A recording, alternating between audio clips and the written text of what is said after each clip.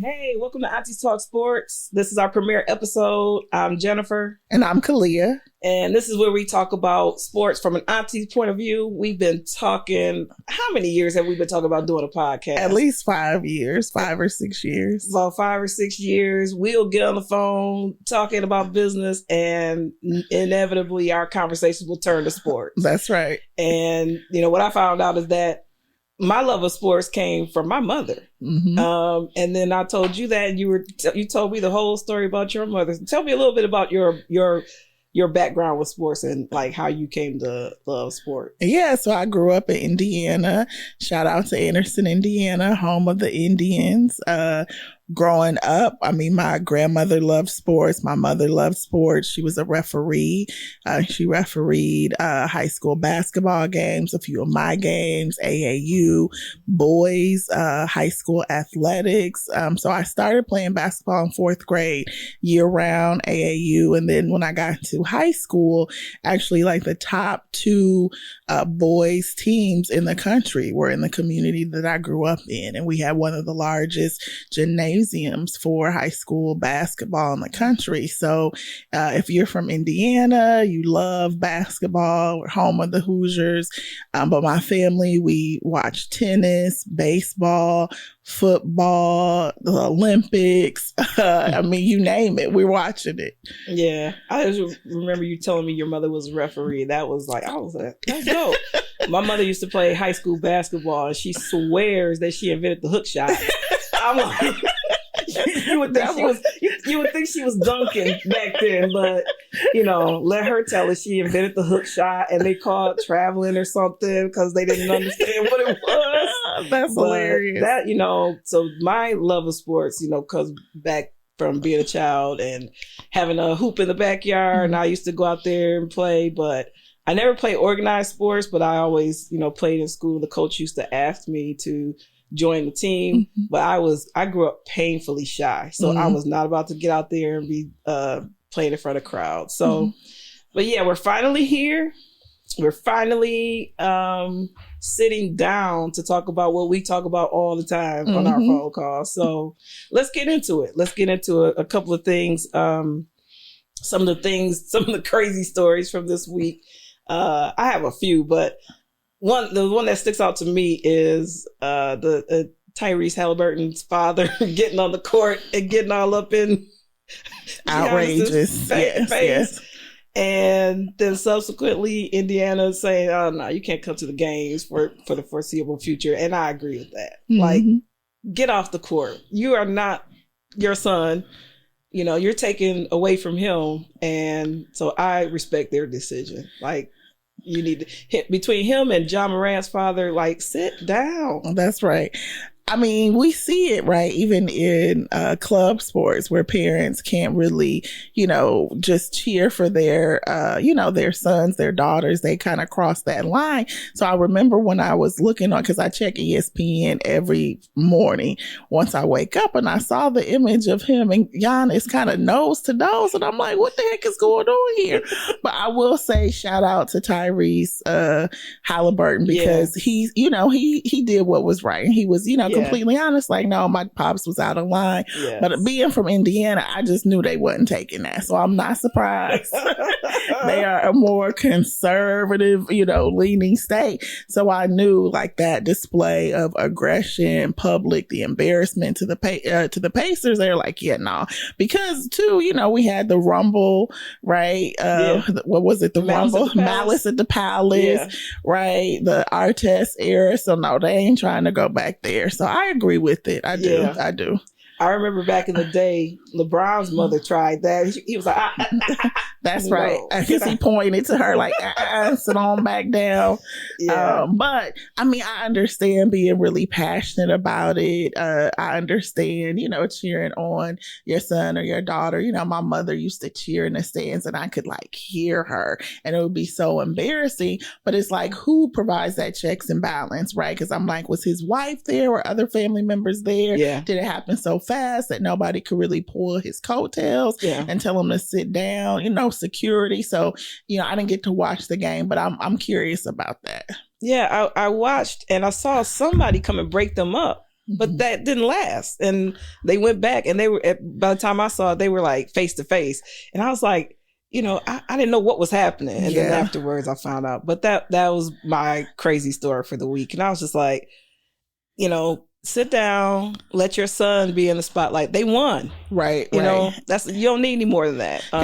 Because that's true. At the end of the day, that story was the highlight, right? Right. And the headline of the game, when people should have been talking about their performance and the win. Yeah, you're taking away from your sunshine. Yeah. Like, just go sit down. Don't live vicariously through him. You had your time, and let him have his shine. You shouldn't be the story. Don't let the parents become the story. That's right. Let the players become the story. That's the auntie take. Yeah. Parents, come over here. Let me talk to you. Down. Yes. So I want to talk about some of the top stories this week, and this is a great time of year. You have hockey playoffs. You have baseball has started up. It's in full gear. You have NBA playoffs. You have WNBA preseason last night. You have tennis going on. It's just a great time. There's a couple of times a year where all the sports, they just had the NFL draft. Yeah. And you have all the sports like getting in the spotlight. So this is a great time. Some of my top stories this week are, last night or yesterday, we found out that Greg Popovich is stepping down.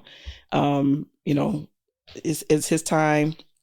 Last night was also the preseason debut of the WNBA season. Mm-hmm. So that was good. They had some great games. You had the Warriors and the Rockets the other night. My poor team. They going to a game 7. So, I feel like, it could be the passing of the torch. Hey, them young boys giving it to them. Yes. They looking kind of old, but it's okay. Mm-hmm. It's okay. You still got to beat them. The Pistons lost a heartbreaker the other night. I feel like that game the other night should have tied the series, because that previous game where at the end where the foul happened, and they didn't call it, and they came afterwards and said it was a foul, but it never should have come to that. Mm-hmm, so, it is what it is. But yeah, and we know that even though the refs are always supposed to be impartial, we know that they give certain calls to teams based on the level of respect. Oh, yeah. Right? Certain players are going to get the call, certain players aren't. And unfortunately, the Pistons aren't at that level where they're going to get the benefit of the doubt. They're going to get the call or not get the call, right? So they have to establish themselves a little bit more. That one was a little egregious because of they were letting them play. They were letting them play the whole series. But that one was a little, you couldn't even miss that one. You couldn't even, there was no, okay, it could have been this, could have been that. It was very obvious. I saw a couple of headlines that said, the NBA called that in and said, we need a big market team to move forward. Yeah, but you could have had some better storyline with the Pistons. We'll dive more into that too. You also had the NFL draft, and that's another thing. The fall of Shedeur Sanders falling in the draft was the big story of the draft. It should not have been a big story. It was ridiculous how it happened. But you have Cam Ward, who was number 1, and he should have been the story of the draft on the first day. But the first day, Shedeur falling was the big story. And then, the prank call to Shedeur and the fines coming, both for the team and the defensive coordinator that happened. So those are some of the stories. What do you want to talk about more on those? You know what I want to talk about? Which one you want to talk about? We got to talk about Shedeur. Okay. Let's do that.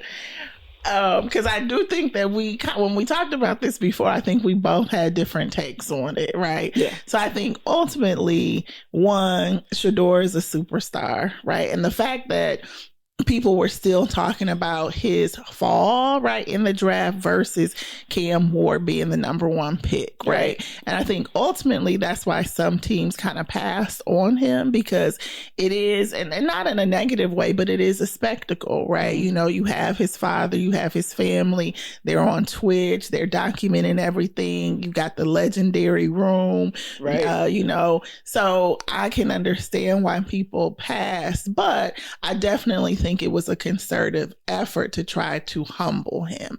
And that's really what I don't like. I feel as though, especially when young Black men or women are confident, when they, you know, present themselves like they are sure of themselves, they know what they want, they know what they deserve, that sometimes systems, people don't like that, you know? And I remember back to, it was Serena and Venus's dad. And that clip where the reporter was basically needling them and trying to understand, like, where did this confidence come from? Why do you think you should be that confident? And so I do think that sometimes we not us, but others try to humble Black people who are talented and who know they're talented. And so I hope that he gets to Cleveland and he actually competes for that number one spot. And I think that, hey, as they were saying, don't give him no discount. Don't give him no discounts. Don't do that. Yes.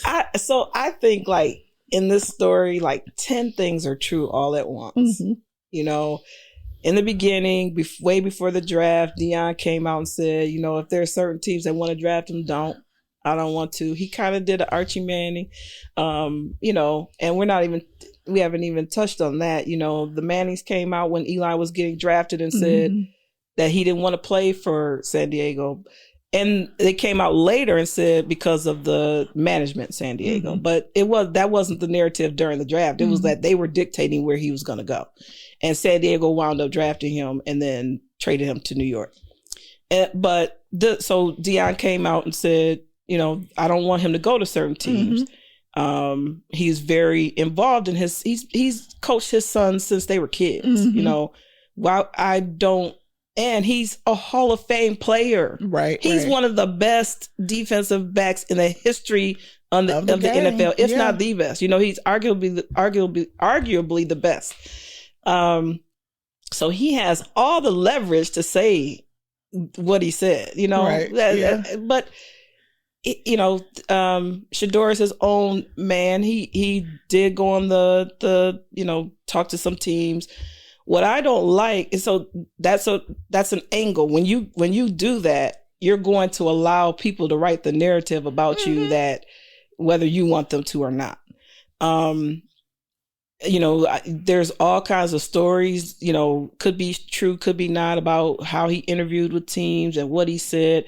But I do agree with you. It was that he was confident, you know, they think overly confident. And then they started saying that he was overvalued.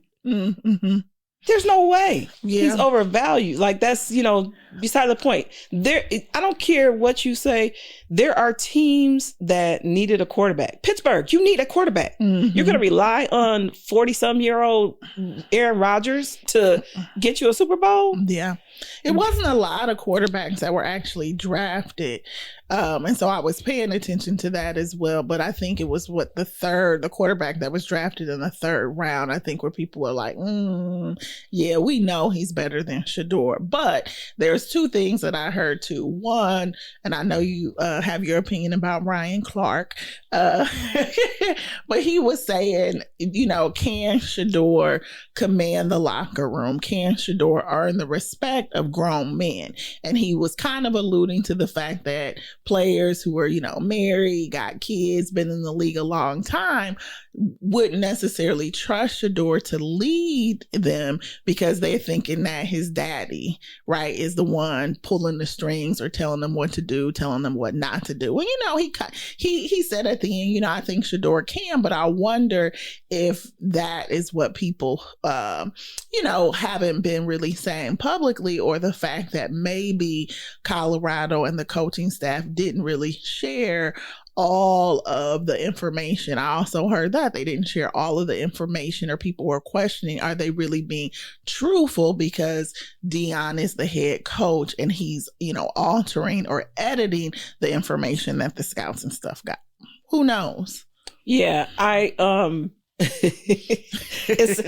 think I don't know if you're talking about. So let's talk about Cleveland. Cleveland passing him over until the fifth round. They drafted Dylan Gabriel. What has he done? Right. Yeah. You drafted another quarterback ahead of him. Now you have 5 quarterbacks in your room. You got 40-something-year-old. What's his name? I can't even remember his name. You got a 40-year-old. You got Watson, who's going to be out for the most of the year. You have, and who has how many cases? Yes. And now you have 5 quarterbacks in your room. There's no way that all of them are going to be on your roster. Well, they said they want him to compete. They want him to compete. I don't want to see that. I want him to go to a team where I know what rookie is qualified to lead grown veterans. Like, they could use that story with anyone. Okay. Right. Yeah. And usually quarterbacks are drafted, very high. Well, they're drafted pretty high up. Yeah. Even the number 1 quarterbacks, you're going to a bad team. No, you're going to a bad team. That's why they're drafting and that's so high. Well, I think this is where his relationship, with Tom Brady will pay off, because we all know, Brady wasn't drafted high. It's obviously. Brady, where were you in the first 4 rounds of the draft? I mean, you don't have no say so over there. You don't have no pull in Las Vegas. But I mean, why did Las Vegas needs a quarterback? Yeah, he can definitely, I guess, talk to Shedeur about, again, right? It doesn't matter where you're drafted. It's really what you do. I also think the fact that he don't need the money. I think teams knew that. Like, don't count my pockets. I know, but people do, right? So I know, yeah. Because I thought about that too. That's right. And that's what, I don't know if it's the coach or the GM or whatever said at Cleveland, was that, we knew that we got him at a discount. Yes. Right? So they're like, he's going to be okay. We know that they don't say that about anybody else. We know that he loves the game, right? We know that he's gonna go someplace. He doesn't have to worry about getting a check. So let's just see who else we can get. And that's what he said. As we kept seeing his name fall and people passing up on him, we were like, oh wow, this is now too good to pass up in the 5th round. So they was definitely pocket watching and everything else. So I was looking on the site. I may have to go ahead and cop me a jersey just cause. So off of his site, I'm not buying nothing from the NFL. Look, as you could tell, your favorite sport is basketball. Mine is football. I could talk all day about football, and I play fantasy sports because I want to learn about players from other teams and different leagues. I even tried hockey fantasy. I didn't know what I was doing. I lost. I don't even know how to score that. I'm trying to learn hockey, but football. I know these teams, like some of them. Las Vegas needed a quarterback. Pittsburgh needed a quarterback, still do, and even New Orleans needed, but they did draft a quarterback. But you have Derek Carr who has a shoulder injury. He may be out. So the teams that passed him over, including Cleveland, that passed him over that need a quarterback. That was a concerted effort to make him fall in the draft because of the perceived image that Deion and the Sanders family portrayed. And I just disagree with that. I was shocked that Pittsburgh and Tomlin passed, because I have heard him previously say, when coaches talk about, players' attitudes or, players being a distraction, I've heard him say previously, well, then that just means that you're not coach, you're not the best coach, or you need to up your coaching game. So I was shocked because I feel like if anybody can deal or could have dealt with Shedeur, could have dealt with Deion, it would have been Mike Tomlin. Yes. But yeah, I was surprised at that. Yeah. And then I'm wondering how much, no, I know. I'm talking about like your favorite sports. Oh yeah. Cause I'm going to rely on you for some of the basketball takes, and I don't expect you to rely on me on football, but I'm going to listen more cause I follow basketball.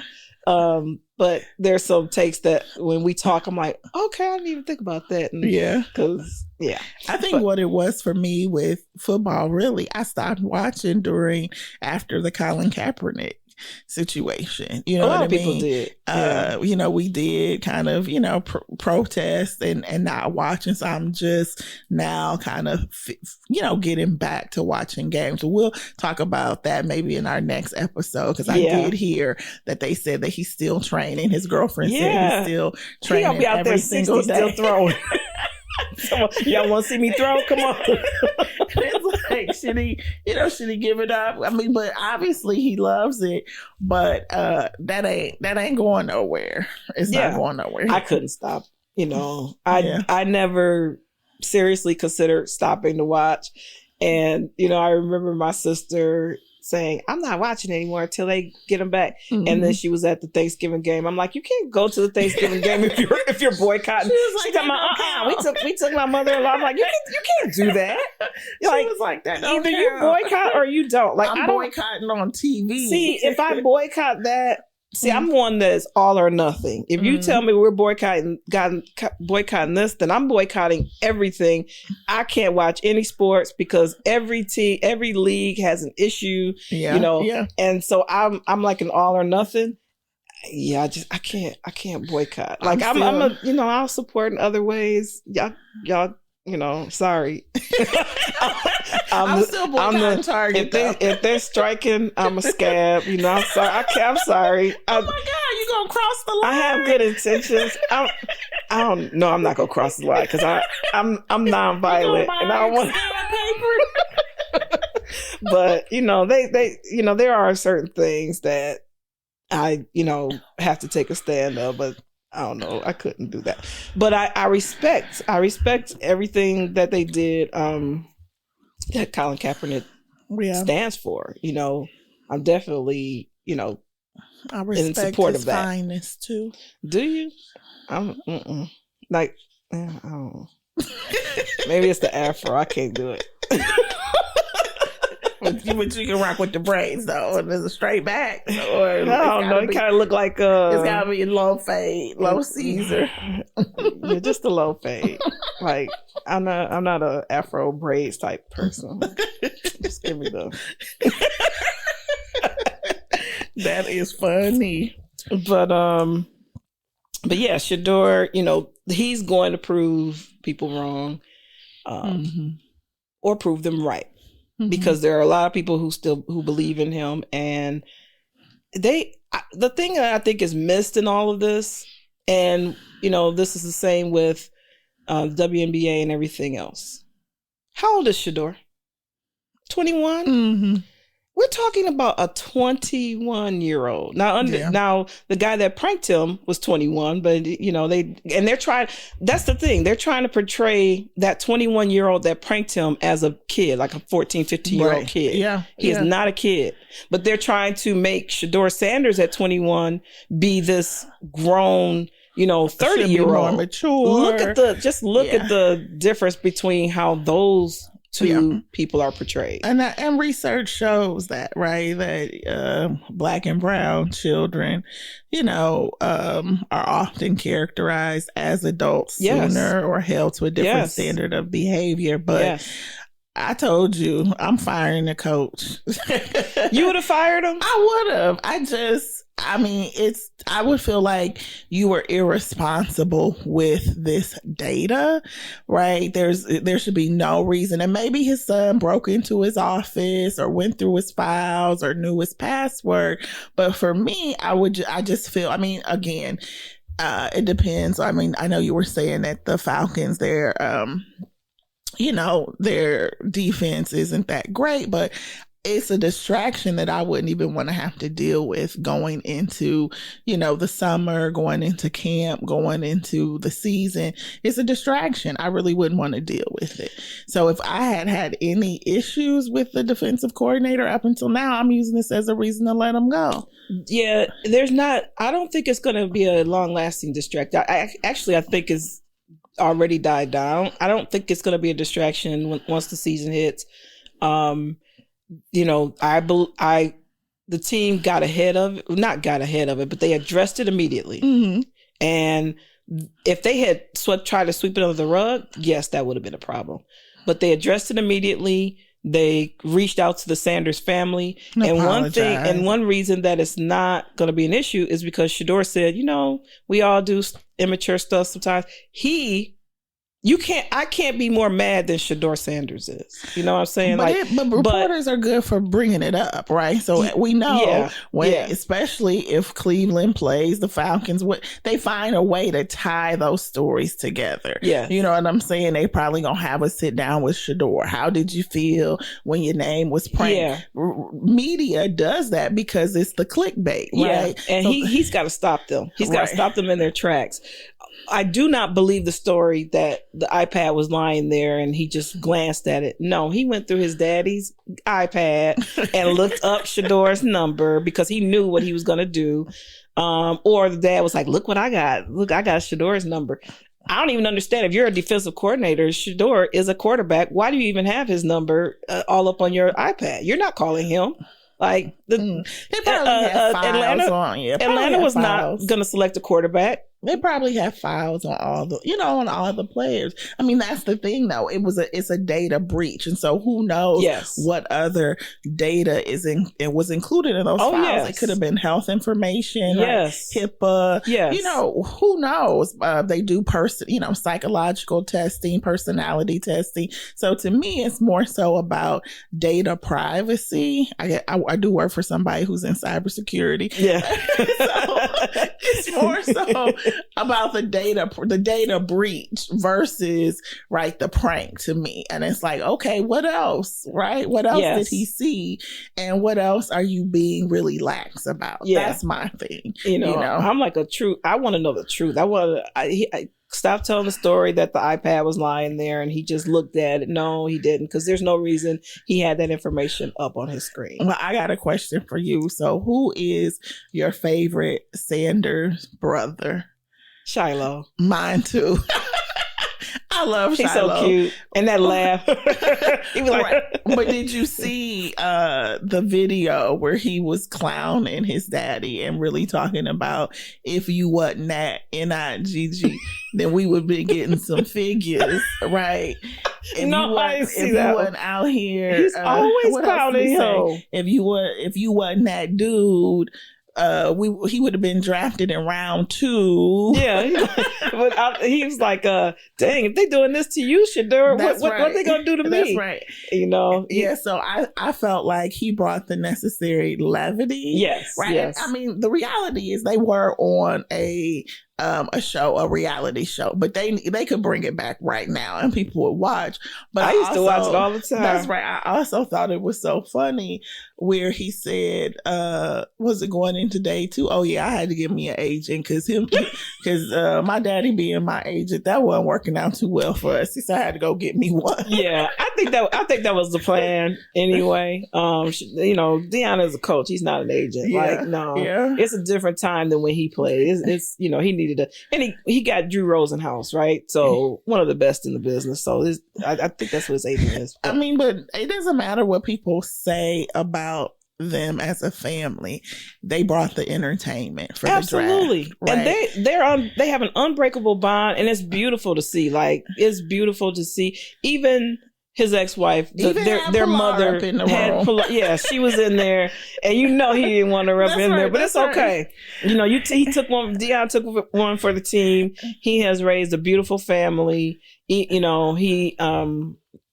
that's what we want. We talk about absent fathers and all. He is a very involved father. So either you want to talk about, you want the narrative of an absent father. They love a hard luck story. during the draft, he was homeless and, blah, blah, blah, blah, blah. No, there's none of that. And you can't, like you said, the media can't take a confident, family that doesn't need the money or doesn't need them. And that's what I think irked a lot of people. I know I saw a clip where they asked Shedeur, what are you most worried about? Mm-hmm. And he said, I'm not worried about anything besides getting my mama and daddy to be in the same room. That's my number one goal. Can I get my mama and daddy in the same room to watch the draft? And so that was telling, right? Mm-hmm. I'm not really worried about this. At the end of the day, I'm gonna land someplace.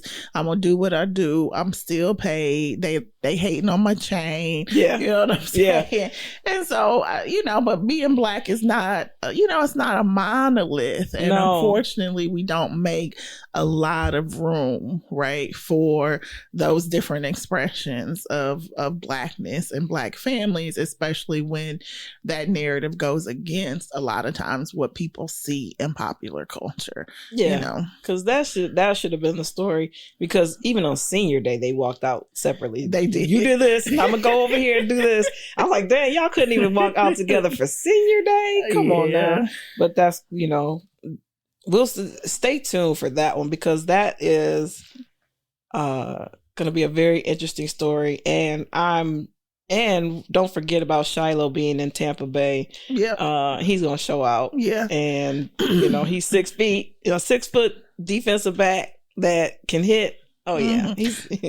So is your auntie take that Shedeur and Dion should have handled it differently? They should have played humble. Mm-mm. They should have kept their mouth shut. Or is your auntie take that they did what they needed to do or should have done? I don't know. And I don't know what it is. I don't really. So Shedeur said there were some things that he could have done differently. Mm-hmm.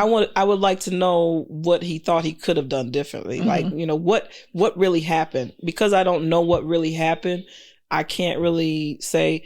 I don't think anybody should play small. Mm. I like that. You have to have confidence to even be in the spotlight. And again, we're talking about a 21-year-old young man, and if your father is prime time, you're not playing small. Oh yeah, it must be the money. That's unrealistic to think that his kids are going to play small, even if they are playing small. You know what I'm saying? Like, why are you playing so small? Like his daughter, right? Yeah. She tried to go and make a name for herself and just go to Alabama State. He was where you? Oh yeah, I'm talking about DeAndre. Oh, DeAndre. Yeah, you know what I'm saying? Look, it's a difference between going off on your baby daddy. I don't want to say baby daddy, but he told her, right? He was, I raised you, you know what I'm saying, to handle these situations different. I didn't raise you to be on social media. And he said, you got to know when to walk away. One thing about your daddy, he know what's for him, what ain't for him. If it ain't working, he gonna walk away. Yeah. So even in their personal life, right, I think, like you said, raising them to know their worth, know their value. And that's a good gift. That's an invaluable gift for a father to give their children. So probably younger Jennifer would have said, just, chill a little bit. Adult Jennifer, Auntie Jennifer is like, don't play small. Don't play because small. Because my nieces and nephews do not play small. Sometimes I look at them like, oh God. But then I'm like living vicariously through them. Like, yeah, go ahead, do that. Do that. That's a good. What about you? What's your take on?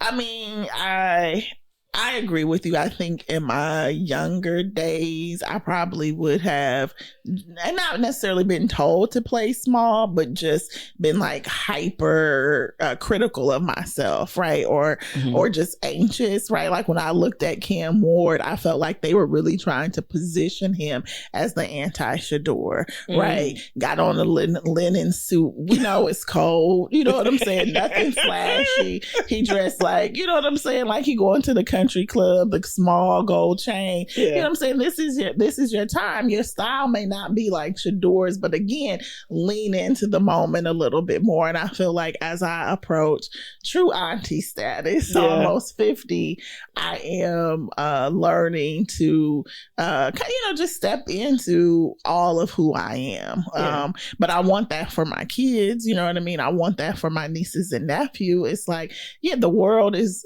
so small. I think when we were growing up, right, still, Berlin Wall, right? It was knock that shit down. Right, yeah. So it was like the whole notion of like global travel and studying abroad and, all of the things now that young people have so much access to.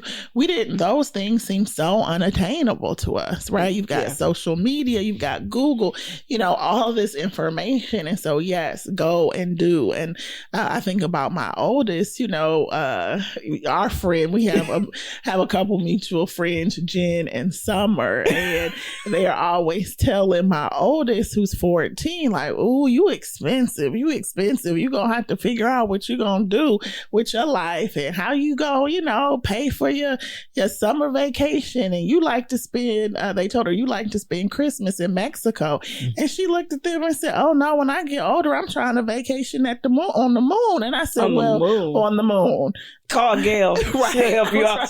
I was trying to vacation on the moon. I said, well, how much do you think vacation on the moon is going to cost? Right. So again, the thoughts and ideas and dreams, right, are much, much more grander. Yeah. And we should not hold them back from that. Yeah. I my last thought on the draft was Cam Ward was just trying to get through the day. He knew he was going number one. He didn't have to do. He was like, look, can we just hurry up, just go through. He was just going through the motion with his little summer suit on. Right, his little summer suit. It looked like his mama picked his clothes out. I said, no. Bless his heart. That's my auntie take. Bless his heart. That's right. That's the auntie take. So, we talk a lot about who our favorites are. I'm a LeBron stan. A LeBron glazer. I'm a LeBrondia, or whatever you want to call it. A LeBron glazer. I love LeBron.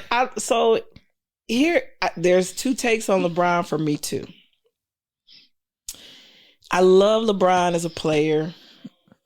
All the people who chastised him for the decision, they sat and watched that whole special just like I did. I watched everything through the commercial breaks and everything.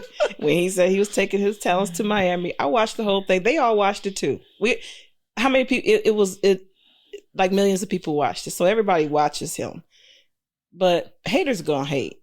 I love LeBron, but I do call him out when I have to. Mm-hmm. Doing the whole walking up to Stephen A. When the camera's looking at him when did the whole thing, instead of pulling him to the side in the back. It was, say what you have to say, but you didn't have to do it like that. But okay, you did it. That's fine. But then he went on Pat McAfee and, just to troll Stephen A. some more. So there are things that, and I think Jamel Hill said it best, like, you lost that one. There are things, you don't have to prove anything to anybody. Mm-hmm. You've been proving things all your life. One of the reasons I like him and Savannah is they're Midwest. There's something about Midwest values. There's something, I like the realness there. Mm-hmm. But there are some things that now you got Bronny in the league. I believe you deserve that. You've earned that. Whatever happened, we'll give you that one, because people do, pull strings for people all the time. Not at the expense, but I do not agree with him. Like, oh, Bronny's better than all these other people in the league. Don't do that. You don't have to do that. Yeah. Don't let Bronny make his own way. But he's my favorite player. There's a reason, and he's not afraid to speak out on issues. Some people have Jordan number one, and LeBron maybe two, but Jordan is not going to speak out like LeBron is. So there's and you just forgot Kobe. And I didn't forget Kobe, but he's probably Kobe might be like number 5. What? Oh my god! I gotta look at like Magic and Kareem. Like, come on, and ones that played even before I was born. So you would put LeBron over Magic or Kareem? Yeah. LeBron? Yes. But you would put LeBron over Magic and Kareem, but then not Kobe? Like, so for me, this is it. LeBron is just not my favorite player. I respect his game. I respect what he's done, for the culture. I definitely, off the court, again, appears to be a great husband, father, something. But I don't know if it's philanthropist, but I said appears to be, okay. Right? Appears to be a great husband, father, philanthropist. But I feel just like he's a diva dude, right? The recent meme about him peeking, laying on the ground and then moving his hand and peeking, he's a diva dude. He whines so much. He thinks he deserves every freaking Wait, what's the call. What he lying on the ground peeking it? Yeah, so I guess he fell on the ground and he had his hands over his eyes and he started looking up, lifting one hand. And I'm like, are you looking to see if somebody watching you and then put the hands back over? It's gone viral. Oh my goodness. But this is the challenge for me. When you talk to LeBron stans or Glazers, they can never articulate to you why they put LeBron over a Kobe. Why do they put LeBron over a Magic, right? It's rarely about rings or really about his game. It's just that they like him. I could go into okay, what's your calculus? Because I want to hear the calculus. Just the his book of his playing is just, I think, is elite. I mean, the points and all that, the championships. Yeah. I don't think you have to win. I don't think the number of championships defines whether you're the best player or not. But he has won championships. If he hadn't won championships, I would probably not put him up there because, there are some greats that don't have a ring. And so I think, even to be in the conversation, you have to have at least one ring. I'm not a statistician, but I know most of his stuff. I put him up there because of his stats, his full book. I mean, he I think I would say, right, and of course, number one for longevity. He's had a storied career, right? He's had a longer career. So yeah, his stats should be higher because he's, close to 40. Is he 40 yet? Yeah, he's 40. Right. So, yeah, he's playing. But he kept that body in shape so that he could play till 40. So he still goes hard in the gym. Yes, he does. And I think he's had a little help, but we won't go into that. Hey, but it worked. But the reality is, yes, he's had a storied career. But I just feel like for the past, I don't know, at least 10 years, the conversation used to be about rings, right? Especially in this more modern era. But now, but then with LeBron, when he started losing, then it was like, oh, rings don't really matter. Oh, no, I've never been only about rings. That is the other people, the bandwagon people. Yeah. But he deserves all the criticism. This is my issue mostly with him. He does not believe that he believes that he's above criticism. He deserves every bit of criticism for how he handled this situation with Bronny. I feel like, hey, as a parent, your son had a major health episode. He could have died. He could have died on the court, right? So again, I'm LeBron. I'm just going to say it. I've earned the right to help make my son's dreams come true. Agreed. Right? But he tried to manipulate, right, the situation. Yeah. And then when people called him out for trying to manipulate it, now he mad. Don't talk about my son. And that's the part where I was saying, like, there's two sides. I love him, but that I don't like this, what he does when he does that. Like, he doesn't want anybody to criticize him. It's his pabness that comes out. He went, it's what? Pabness. What's that? What the hell is that? I'll tell you offline. But I need to know now. Like that diva dude personality. Is that an acronym? Yes, it's an acronym. Oh, yeah. Okay, I got you. Right. That's right. Okay, I got you. And I mean, I'll be the first one to say Stephen A's ego over the past 2 years has just ballooned. Oh yeah, they throwing money at him. He is the man. These Easter suits. I met Stephen A in person, and he was so nice to me. And we took a picture, and I was so nervous, but he was very cordial. His pimp strolls. Right? There are people that walking out like he a part of the starting five. Oh yeah, his Easter suit. Yes, and his pastels. Yeah. But yes, those. If you're a sportscaster, I think LeBron still hasn't talked to Perk because Perk criticized him and he just went off on him. He still won't talk to him or whatever. But that's the thing I say. I love LeBron, but if somebody's in the media and they're criticizing you, no matter what they say, he didn't say you were a bad father. He said, he talked about something, but he didn't say he was a bad father.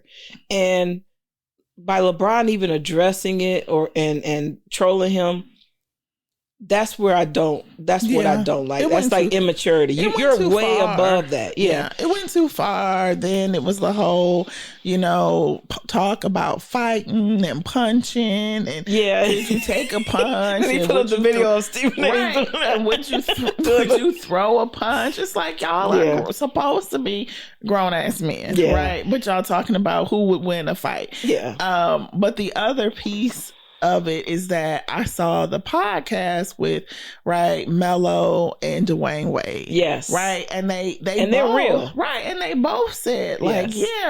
LeBron made it hard for Bronny. Right. Yes. And he could have kept quiet. And I think they said almost the exact same thing I feel that Stephen A said, but it's obvious that they don't like each other, that there's some animosity there. And so he responded differently. But to me, the NBA Dad of the Year award goes to Melo. Absolutely. I feel like how he handled that situation and has handled the situation with Cayenne has just been like a class act. Yes. Even him going to Syracuse, right? He's like, we allowed him to make his own decision, but he's following the blueprint, right? Yes. And he wanted to be out there like LeBron was. He even said it was very hard for him to do it, but he had to do it to, and he said, I didn't want to be in his ear trying to let him make his own way. Right. Lala, they. Well, no, they said Lala she be up in there, like, but no, she let her be the one.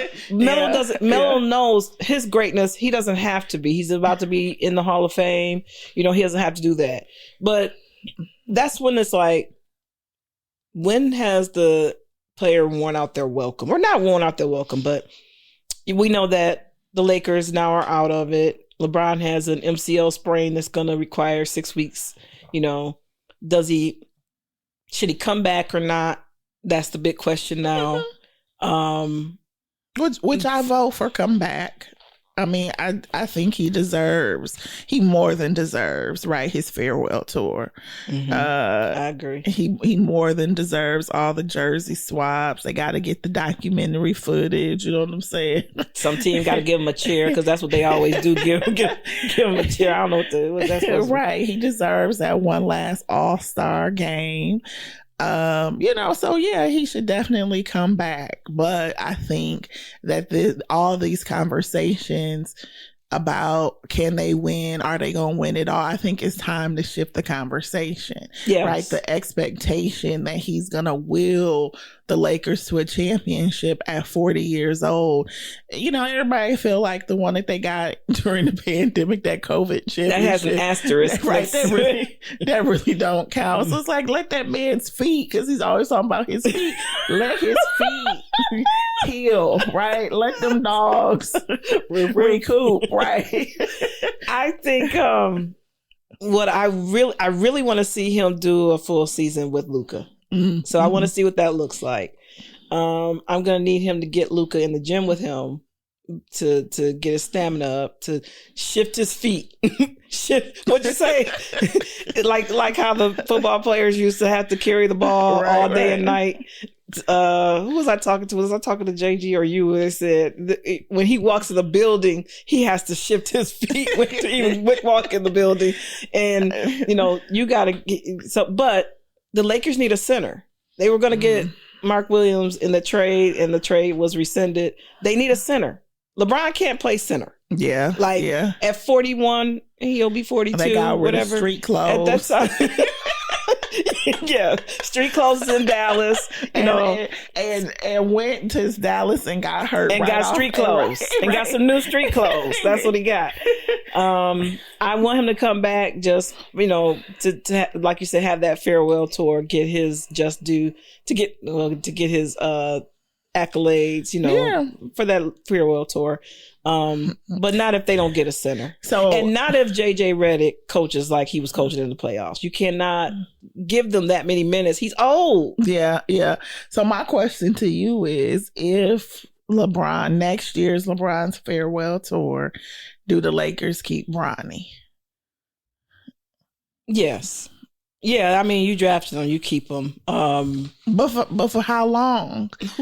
Look, they got bench riders all over the place, or the G League or whatever. It's bench riders all over the place. Right, but is it always going to come up, the conversation about? I kind of feel like after LeBron goes, I think you figure out where Bronny goes next. I think the conversation is going to always be about, especially in the Laker uniform, right? His father's legacy, his playing time. Let him, I don't know, go, to Charlotte or something. Well, with that, it depends. It depends on how Bronny develops. Well, that's true. How long is this contract? 3 years? Yeah, but when his contract is over, then you make that decision. Like, I wouldn't just shift him, before the contract is over. But if his contract is up and he has not developed like he should, and he's had every opportunity to do that, then you do get rid of him. And that's just business. Right. It's not personal, it's business. But does he so next year, LeBron's farewell tour, does he have to then truly compete? I won't say no names, but I know some people whose kids is on the G League and they was balling out, right? Yeah. You know what I'm saying? So that spot, right? Somebody else could have had that spot. Yeah. Right? Somebody else could have been contributing maybe a little bit more. Yes. So is it, now you got to really compete? Yes. Or are we still... I think that should have been this year. I don't think he should have really... I really don't think Bronny should have been in the league this year. He just wasn't ready. Just because you scored 30-some points one game out the whole season or something, whatever it was, or 19 or whatever it was, no, he did not. The 55th pick in the draft does not get on the team like that unless you're Bronny. So next year, just regular competition. Yes, absolutely. And you pulled your strings to get him in the league. Now he's got to pull his own to stay in the league. And I was thinking about too. We talking about Melo and Dwayne. I mean, nobody has really heard about Wade's son Zaire, right? So again, he definitely could have pulled some strings too, right? Had him down there in Miami, maybe had him, you know what I'm saying, in Chicago. But I know he was in the G League for a while, or you know what I'm saying. But he's obviously kind of, following the path, right? And they're different. Their sons are different. Like Zaire would never let Dwayne do that, I don't think either. Like, we don't hear a lot from Bronny. He's not really saying, well, I don't know if he's done any interviews about this, but what you say about this? Like, what's your take on this? What's Bronny's take on this? I think he's just happy to be alive. I mean, I'm not being funny. I don't even think he wanted to be in the NBA like that. Like, he didn't want that. This is all LeBron. So you don't think he really wanted to play in the league? Well, Not like he is. I don't think this was not his dream. So you think his dream was to hear his name called? This is LeBron's dream that we're living out right now. This is not Bronny's dream. So you mean you think his dream was to be drafted? Yes. And to go someplace and have an opportunity to contribute and to play. I think not so. Necessarily be on the team with your father. Yes. I think he loves that it happened that way, right? Who wouldn't, right? But I don't think he would have a problem going to play for another team and trying to make his own way. Right. So I think that it's just like in the off season, Savannah, it's time for a family meeting. Intervention. Right. Because if you hear LeBron say, the critics irritate LeBron more than they do Bronny. Bronny just lets this is all LeBron's thing. I think free Bronny. Free Bronny. Yeah, free Bronny. That's the auntie take. Yes, free Bronny. Yes. Come here, LeBron. Let aunties talk to you for a second. That's right. Chill. Chill, okay? Chill. But that's a lesson, to parents or aunties or, whoever. It's like, allowing young people in your life to pursue, their own interests, even if they overlap in the way that suits them. Yes. Suits their personality, but also suits, how they see themselves living out their dream. I feel like, when Bronny said that he really saw himself as a Drew Holiday player, you know what I'm saying? Then he was saying, like, I'm not necessarily thinking that I'm going to be a star like my dad. Right. And I don't need to be, right? I want to contribute to a team primarily through my defensive consistency, through, maybe some well-timed, threes, be the glue guy on the team. That's a different trajectory. Yes. That's a different conversation. And it's a different type of kind of tenure through the league. You know what I'm saying? And so I don't know. Again, back to the diva do.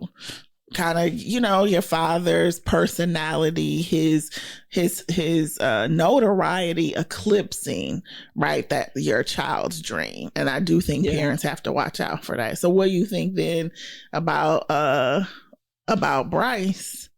Did Bryce choose right? Just, college, Arizona.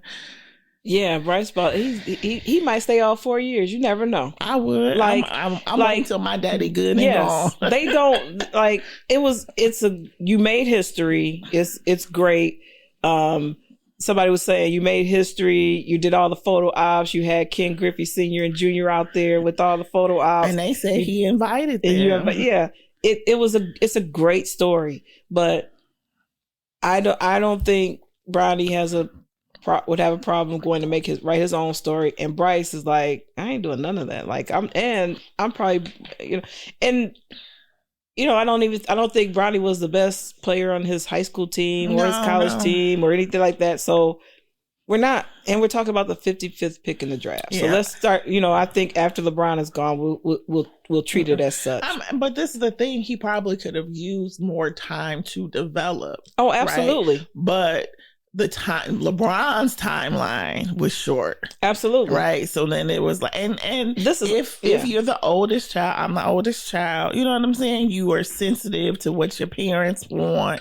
You know what I'm saying? And I think it was hard for him to tease out what he wanted from what he knew his father wanted. Yeah. Right. So I'm going to go ahead and I'm going to declare, even if I know I should stay for another year or two. So, I don't know. I mean, at the end of the day, the kids is paid and set for life. Right. So, but he may need some therapy in a couple years. Zuri's playing volleyball, so they about to be out there, He may have some, some work to do with a therapist in the future. Yeah.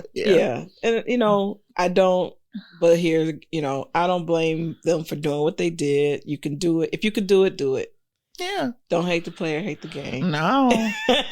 Yeah. So, but so I think we agree. Come back for your farewell tour, then be out. Like that's go home, figure out your next life. He's got so many things that he does. The spirits, the the production company, everything. So just go do that. It's good. But if he comes back next year for his farewell tour, what is that? You thinking 17 minutes a game? Like, do you think it should be known and visible that this is my farewell tour? I'm playing 15 minutes a game. Yeah. I'm sitting down. Maybe I do, 4 or 5 minutes a quarter. I raise my hand. I sit my ass down. I think my respect for LeBron would grow if he did that, but I don't know if he's humble, if not humble, or humble enough to do that. Yeah, it's ego. Okay, maybe I was trying to figure out the best word, but it is humble. Would his ego allow him to do that? Yeah, I don't know. It's painful. I mean, I love me some Steph, but I'm like, oh, look, Steph he's like, he knows the end. He's passing the torch too. He doesn't have that same type of ego, I don't think. But it's hard to see the stars, right, age, especially now because we're at this critical junction in the league where a generation of players are going to be retiring.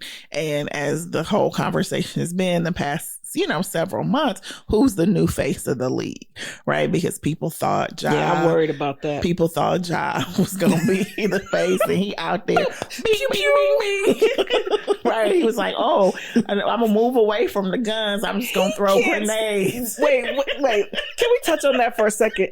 Why can he not stop doing the gun gesture? He just got fined for doing that again. What's wrong with him? What's wrong with the boy? This is where the auntie come in. What's wrong with the boy?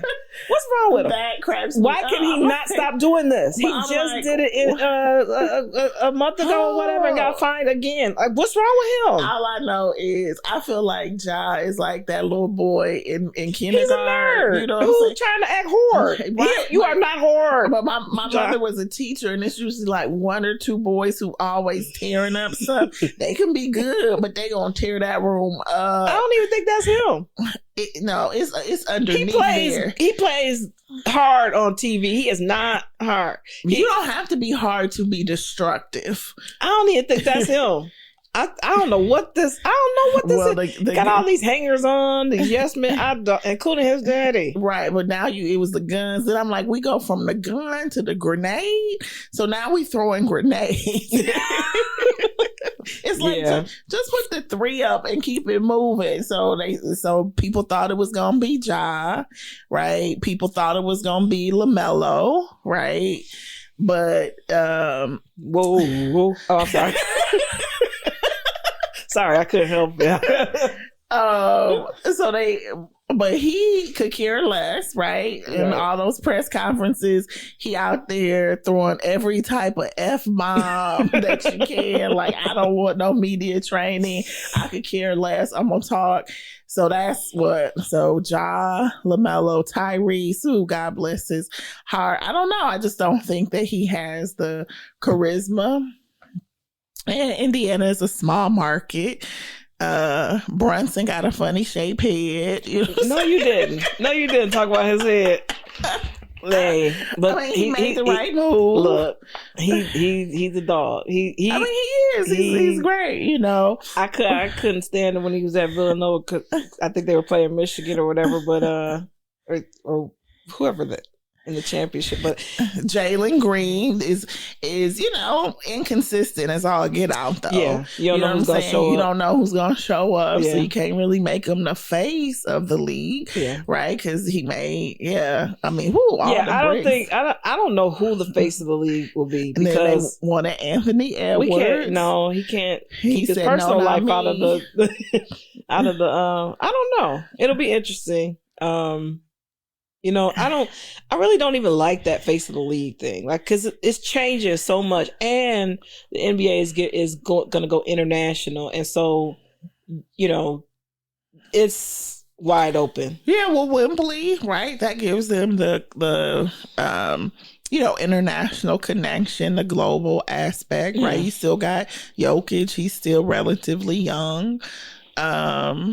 People thought DeAndre Fox You know what I mean? His star was rising. So there's lots of opportunity. Yeah. Right. But they got to have somebody's face on there. They got to have somebody's face. I have to think about that one because there's, I don't know. I don't know about that. Maybe, and is it the hot team, the star of the hot team that gets that honor? I don't know.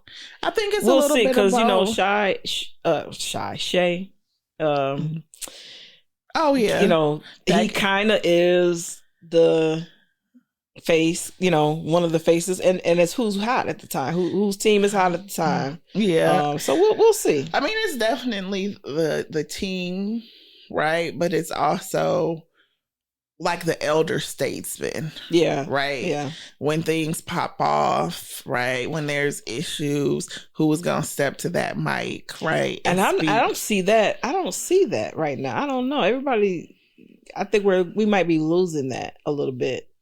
That's true. I'll have to see who's going to step up and be vocal. We might be losing that element of it. With the changing of the guard. So I don't know. It'll be very interesting because it is a generational shift. Yeah, and they're also young. A lot of them are doing one and done, or two and done, and you're coming in so much younger. And Gen Z and millennials, woo, Lord, and they do not think like us. They don't. They not like they us. Do not. They not like us. They don't think about work the same they don't way. Care. They don't care. Presentation or communication styles are different, right? Yeah. But yeah, that's something that we can noodle on. I mean, it's obvious that the league is really been trying to grow their presence internationally with these games and things like that. But, and I think it's right around the corner. The commissioner just announced something recently where I think that's right around the corner. Like we're less than 5 years, maybe less from than 3. Expansion. Yep, into different countries. So I don't know. I think South America, they should try South America first. I mean, just from a travel standpoint, it is an international game now, even though we forget, right? We do have the Raptors. Yeah. Isn't Canada going to be are they going to be a 51st 51st, right. Oh, so, that it might not be for long. That's right. So some of the stories coming up, today is the Kentucky Derby. I don't know when everybody started trying to go to the Derby because it's just to get on social media. The Derby didn't used to be this hot. Really? I've always watched it, but now it just seems like everybody's trying to go. I've always wanted to go, but I think more so just because of the fashion. I don't know if I want to go. Because I don't like people like that. No, I'm just kidding.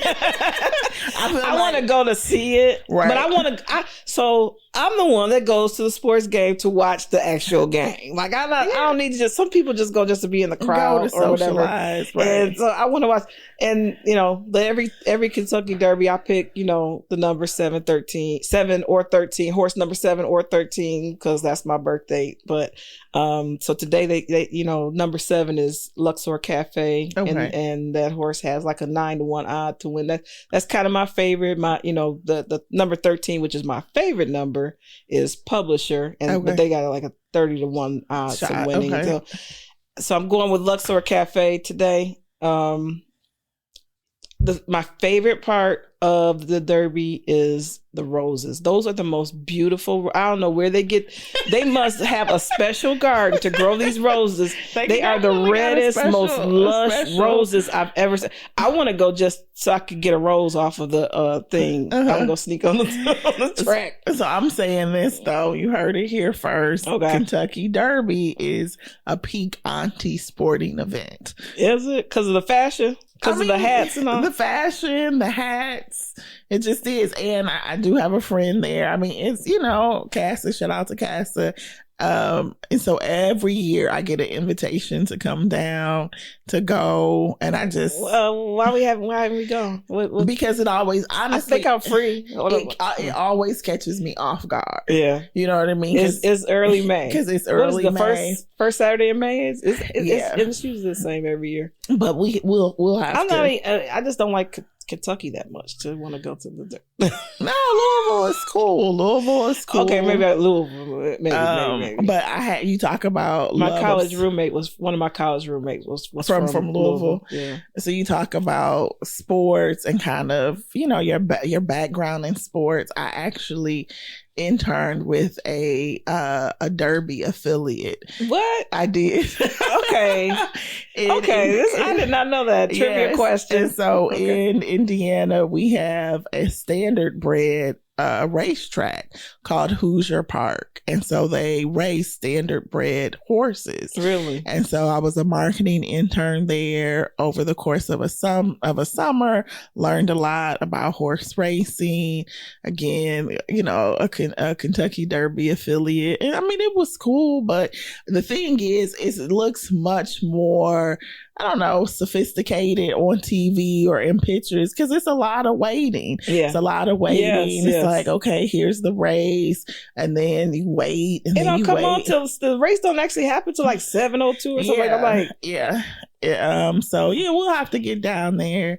I'll go and go check it out. It's funny in the we have a family chat, and today I was texting everybody like Coco Golf is playing at 12 o'clock on the tennis channel. My sister's like, girl, it's the Kentucky Derby Day. I'm like, that's at night. I'll be drunk on mint juleps or bourbon by then, but I'm watching Coco at 12. Like, y'all do what y'all. But Coco wound up. We watched the tennis channel too. Yeah, she wound up not winning, but she was in the final, so that was more than I could do. So shout out to her. But so Kentucky Derby tonight. WNBA has started up again. I watched last night. Chicago is looking great, but they played against Brazil, so I don't know if that's a true. The Aces look unstoppable. Asia looked like she got something to play. She looked like she got something to prove. How did Angel play? Angel played great. Angel. So, and we'll get more into this probably next episode. Unrivaled was awesome. A lot of people hated on it because of the crowd sizes, but it was awesome. And how they catered to the players, how they catered to the players as mothers, how they, took care of them, how they gave them equity in the league. And to see Angel in the beginning of Unrivaled versus the end, her development, you could see it. Yeah. And Lisa Leslie was working with her. That made all the difference. And that was great. And we're also going to talk about Lisa Leslie and her coaching experience, because we got some deep dives to do on that. So just stay tuned for that, because we're going to dive into that and how she was played. Yeah. But Angel has really, now she still does have to work on the missed layups and the putbacks, but she had 15 and 10 last night. Okay. And 2 assists. I need her to get more assists. Camilla looked good. She looked like she's worked out, stronger. Looked like she was more in shape this year. But one thing about last year's rookies, you had to come into the league and play right away. You finish in April and March, and you got to come right in the beginning of May and start playing. Paige looked good though. Paige Beckers looked good last night. I thought Diana Taurasi a couple years ago, she talked about it, very eloquently, was that, Caitlin's transition and how people underestimate the conditioning and the strength of the grown women in the league, right? She's like, no, it's a difference. Yes. And these are grown women. Right. These are grown women. And the fact that she kind of struggled at the beginning of the season, but did Haley she played a little bit. She came in and got a Haley Van List. She came in and got a good, and one or good hard foul and one. But so I want to see last year's rookies. I want to see them this year. I can't wait to see Caitlin, because I just know she's gonna come back a dog. And so I look, I'm a fan because I know I saw Angel in the summer, and I saw the shift in her game, especially working with Lisa Leslie, and Lisa Leslie gave her that constructive criticism and said, we're going to work on that. And they worked on it, and you could see it. And Chicago picked up some free agents. So they look great. And I'm going to my first game, WNBA game, so I'll be able to see Caitlin Clark up close and personal in July. She gonna shoot them lights out. Going for a conference. I mean, I can respect people's games, but not necessarily like them as a player. And I think, now, mind you, I'm from Indiana, so I grew up always playing, right? Specifically with white girls, right? And so to me, especially when you're teammates or when you're competitors, right? There's just I feel sometimes a camaraderie, right, that can develop across racial lines, ethnic lines, right? It's just a way that you behave, you know what I'm saying? And I felt like, again, it's been much talked about when everything was happening online with her fans. I just felt like she waited too long to really voice her opposition to the bullying behavior. Yeah. Again, we're talking about 22-year-olds, 21, 22-year-olds. And you don't really know what to look at. The commissioner who fumbled the mic. Like, she's the one that I really look at. But Caitlin, it took her a long time, but she did come out and say it. When she got her confidence, she got her voice. I see why she took so long. Do I think she took too long? I don't know. I mean, it's hard to say what you'll do in that situation. Like, where do I, she could have done more, because like Paige did it back in, when she was at the SB, she used her platform. That's right. But sometimes people don't know how to use their platform to do that. But I think she's quickly learning. She has gone into Time Magazine and used that platform to do it. And now a lot of her interviews are saying that. So to me, it's better late than never. And she shut them down, just like, when she liked Taylor Swift's post and her fans came after her, and she was like, "Oh no, y'all not about to do that. Y'all not about to do that on my back." So I mean, they're young too. Her interview with David Letterman.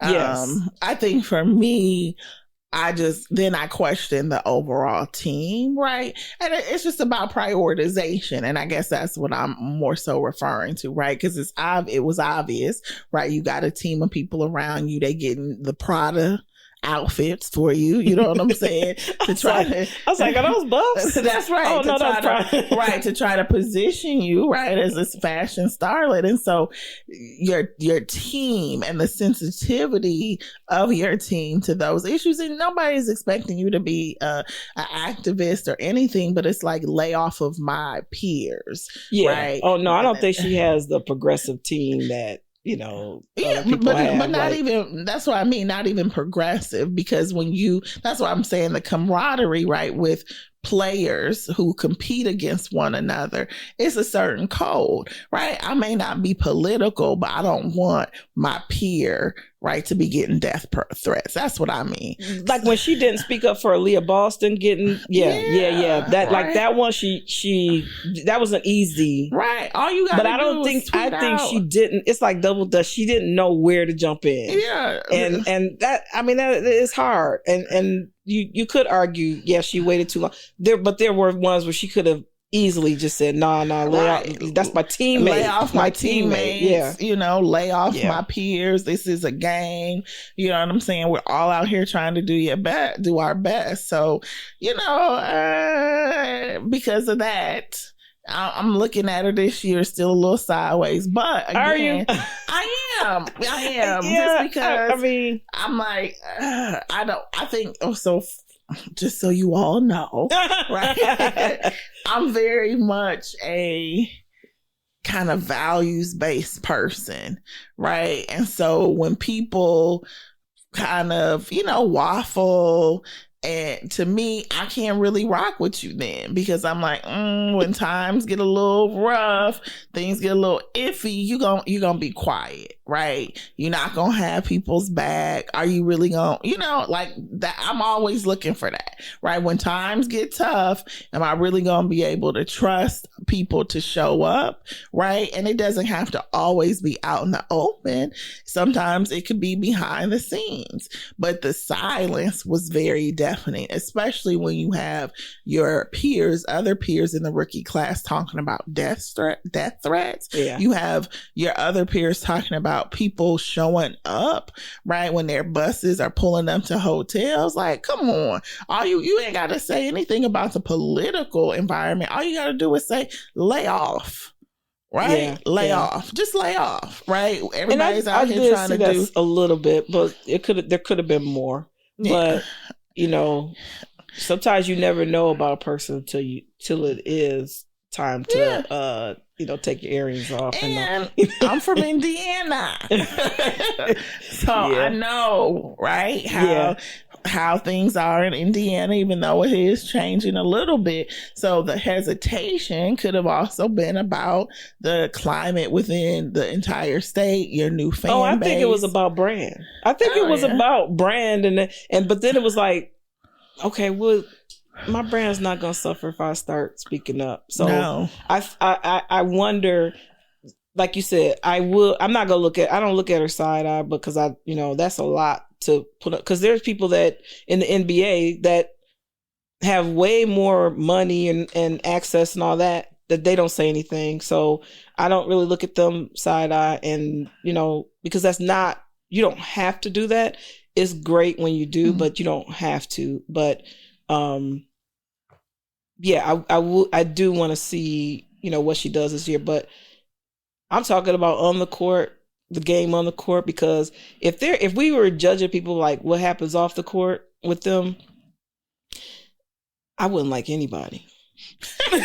I wouldn't be able to be a fan of anybody because I know way too much about their personal lives. Like, take me out of the group chat, please. Take me out. Take me out. You don't take you out of Shannon Sharp's group chat. Take me out. Ooh, we're gonna do a deep dive on that next one because, oh my goodness, no, Shannon, no.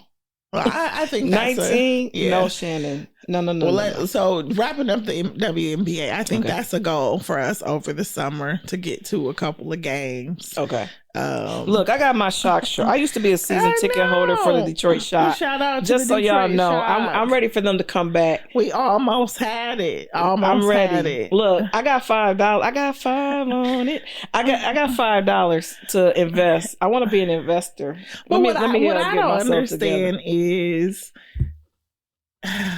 I don't really understand, right, is just how the bids were organized. And I don't understand. Well, I mean, I guess I do, right? Because Dan Gilbert, right, obviously owns the Cleveland Cavaliers. And so it's trying to bring a WNBA team there, right? Versus here in Detroit, where we know, he's from Metro Detroit, a lot of real estate holdings. So I get it. But still.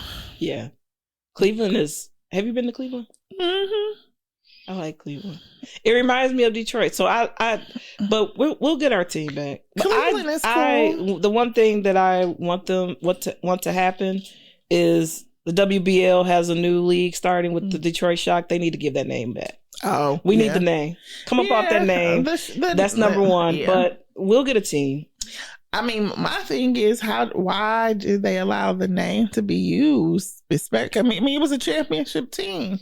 I don't know if they ever thought that we'd get a team back here. I was devastated when they were sold and moved to Tulsa.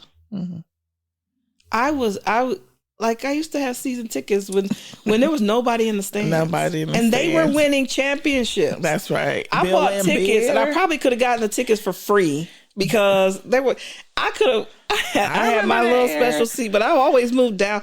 There was nobody, and then they were winning championships and then people started coming, but it's just like the Lions. Shout out to Swing Cash. Yes.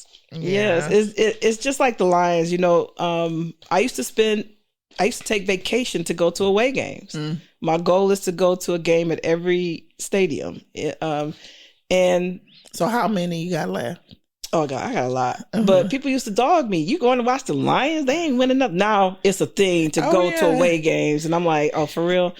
But and Detroit shows out whenever they show up. I had a couple friends who went to Dallas for the game, and they said folks down there was like, we tired of seeing all these Detroit people down here. Yeah, because it didn't. I think the last one I went to was before the pandemic, and I haven't gone back. But I got to go to Oakland before they closed the Coliseum, and it was a dump.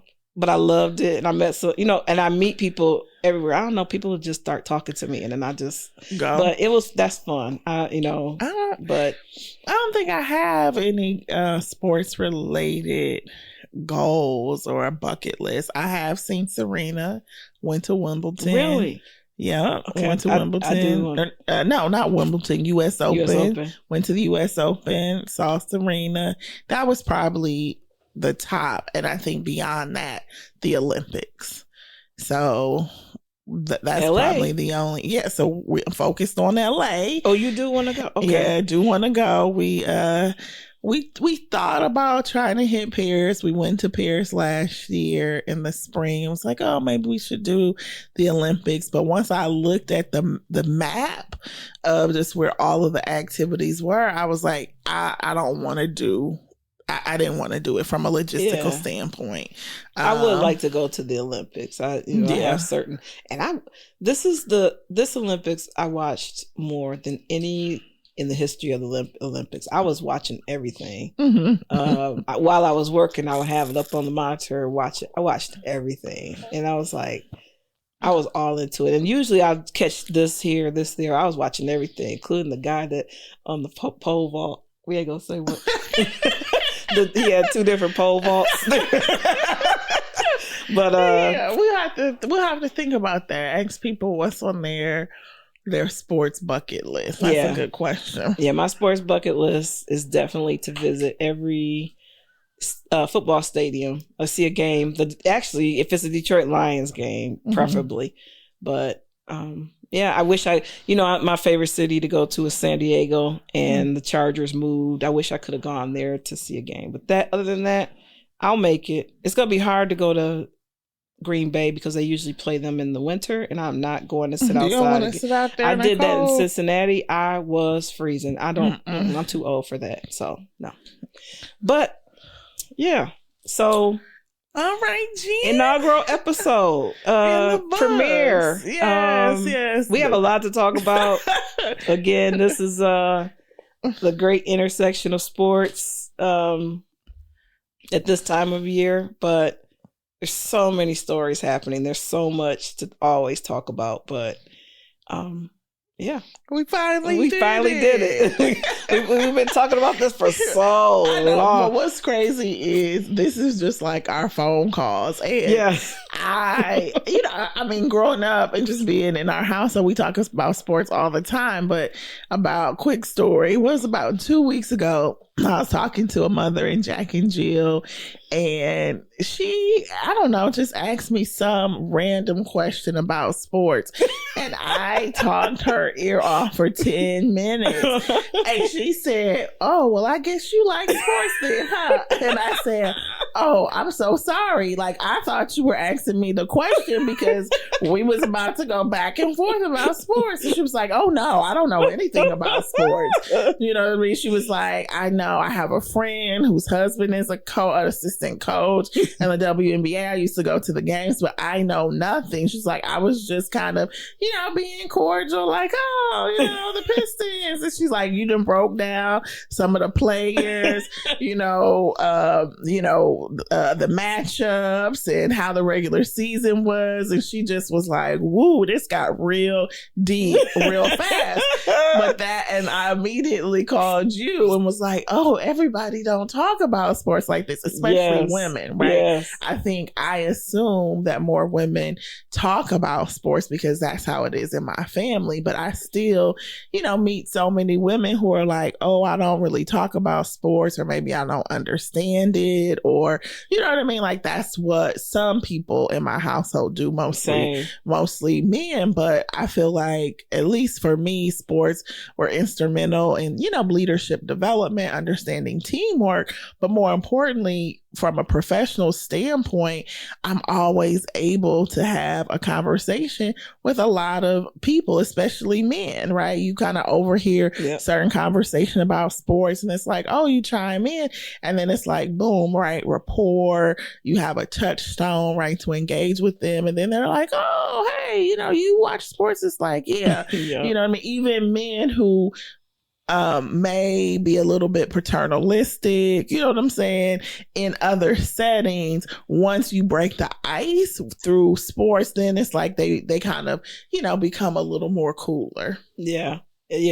Usually in the room, I'm quiet. Yeah. I'm a silent observer. I'm just, you know, sitting by myself, and inevitably somebody that knows me will come up and say, Jennifer, what did you think about it? And I'll just light up and just start talking. That you want to get me to talk about numbers or sports. But especially they kind of cool out after you beat them in all your fantasy football. Yeah, I did have beginner's luck in my fantasy football league, and they were like, "Oh, she might know, right? She a ringer. she ain't know nothing." I was, let me just draft this person. They'd be like, "Why is she drafting them?" And then I, you know, that's drafted. Right. Well, high five! Woo, woo, woo. Oh, I'm all in the mic. Knock the microphone over. So stay tuned Thank you for joining us for our premiere episode, and stay tuned for a lot more from us. Aunties Talk Sports. Aunties Talk Sports signing out.